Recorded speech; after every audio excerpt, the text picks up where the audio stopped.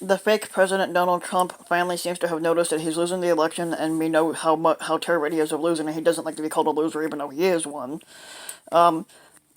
Trump has sought to project confidence about his odds of triumphing over Joe Biden, which he's not. Even as the pandemic has blazed across the country, the economy has tanked, and his poll numbers have sagged. In the in the midst of an ever worsening national crisis, his administration has given up on even pretending to contain the virus. Trump has taken solace in extreme selectivity. His high approval ratings within the shrinking Republican Party sits at 96%, but overall he only sits at like 38 or 39. And he noted in a recent tweet in his approval ratings from Rasmussen reports a pollster that has generally shown higher favorability for the fake president than any other, and whose work 538's Nate Silver has described as mediocre. But at some point over the past couple of weeks, as the countdown to November 3rd crossed the 100-day mark and Trump's polling against Biden failed to substantially improve, the cold light of reality began to pierce the walls of the White House. The fake president has the fake president hasn't admitted publicly that he's losing, of course, but that sort of honesty, acknowledging that he might be anything other than a winner or a killer, is too much of a humiliation for him. But his tweet suggesting that the election be postponed, along with the flood of other comments meant to undermine public faith in the electoral process, speaks to his anxiety about what might be looming in the future. 2020 would be the most inaccurate and fraudulent election in history, he warned, pondering delay the election until people can securely and safely vote, as Maggie Haberman, Jonathan Martin, and Reed J. Epstein of the New York Times wrote.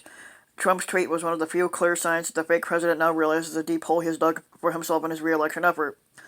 A normal political figure, understanding that his untenable position is a function of the coronavirus crisis and the resulting economic catastrophe, would attempt to improve his electoral position by addressing the multi-layered crisis itself, but that's not Trump's style. Doing so, after all, would require acknowledging his failure to date, and although some part of Trump seems to understand that he's losing, no part of him yet seems ready to recognize that the chief reason for this particular failure all falls on him. Such reflection would be hard for even an emotionally healthy politician, as it would require taking some measure of responsibility for the 155,000 American deaths that we're facing. And so he sows doubt about the integrity of the election, a theme to which Trump has pivoted aggressively over the past week. The significance of this effort is not simply or even chiefly the authoritarian hint that Trump might delay the election, a suggestion that depends on a power that the fake president does not have, and that was rebuked broadly even among the Republican Party faithful in the Senate. The significance for this, rather, is the suggestion that if the election is held on time, as it will be, and if a lot of people vote by mail, and if Trump loses, that the election should somehow be rendered illegitimate. Mail ballots are very dangerous for this country because of cheaters, he commented at the White House on July 31st, and he has no proof to validate this claim. This game isn't new. Trump played it last election too, constantly warning of rigged polls and fraudulent ballots in the run-up to November 2016. And for the same reason, remember that Trump didn't expect to win in 2016 any more than anyone else expected him to. This strategy even makes sense, that is, setting aside such matters as respect for democracy and the constitutional system. If you're not going to win in a fair fight, painting the fight as unfair serves a number of useful purposes. Now as then, it creates a grievance-based excuse for a loss. It offers, at least if the race is close, a narrative basis for contesting the outcome, politically if not legally, and at a purely emotional level, it protects Trump from having to face basically being a failure, which he's always been his entire life. Less logical is Trump's other motive in recent weeks. His appeal to white voters living what the fake president has awkwardly termed a suburban lifestyle dream. Among the demographics with whom Trump's approval ratings have cratered are suburbanites, particularly the white suburban woman who helped push him to victory in 2016. Biden, wrote CNN's Harry Enton recently, is earning a historic amount of support for a Democrat in the suburbs, and Trump and his campaign seem to have noticed, unleashing efforts to frighten suburb dwellers back to the Republican Party by warning of violence resulting from a Biden presidency and playing on racist themes about the supposed danger of affordable housing. You will no longer be bothered financially hurt by having low-income housing built in your neighborhood, Trump wrote on Twitter. His campaign ads warn of a crime-ridden dystopia. Trump is at his most comfortable when stoking crises. This is the man, after all, who began his administration by warning of American carnage.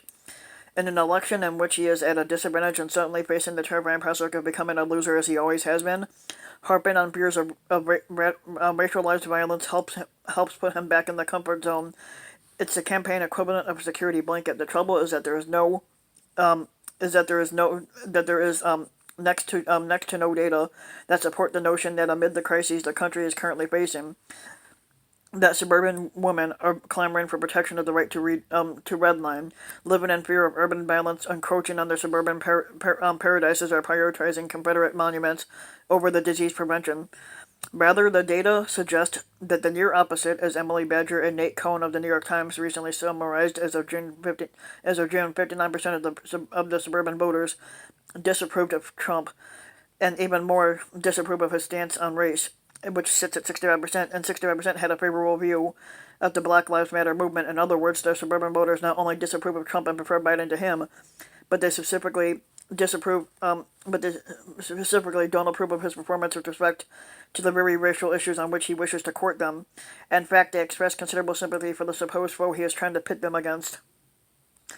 And Trump is not wrong to try to recover his support among white suburbanites. Indeed, he cannot possibly win without doing so, at least to some degree, but appealing to them on the basis of positions relatively few of them hold in issues on which majorities disapprove of his performance makes a little difference. But it's not as though Trump is reading this data and coming up with a responsive strategy. Rather, the strategy derives from Trump's crude habits of thinking. He has a long history of assuming that other people hold the same prejudice that he does. A white Justice Department lawyer who sued Trump, the Trump Manhattan Company in 1973, for discrimination against black tenants later recalled that Trump commenting to her, "You know, you don't want to live with them either." The same dynamic is at play in his suburban fear-mongering today. He believes at some deep level that the white suburbanite must share his attitudes, even if he is too cowed by cultural mores to admit it, because he is not capable of training his instincts to respond to reality. The fact that he wants her to see him as her champion means that she must actually do so. Except that, in fact, the data offer a better window into the reality of voter attitudes than do Trump's instincts. And the election will be held on November 3rd with mail-in voting allowed in many jurisdictions. The glimmer of reality that entered the White House remains just a glimmer, enough to change the quality of Trump's denial, but not yet enough to shake him awake. Of course, this assumes that anything could happen. So if you like the video, give the video a like and subscribe to my channel, Ryan Van Wyk, and also hit the notification bell so that you'll be notified when a new video comes out, and thanks for listening.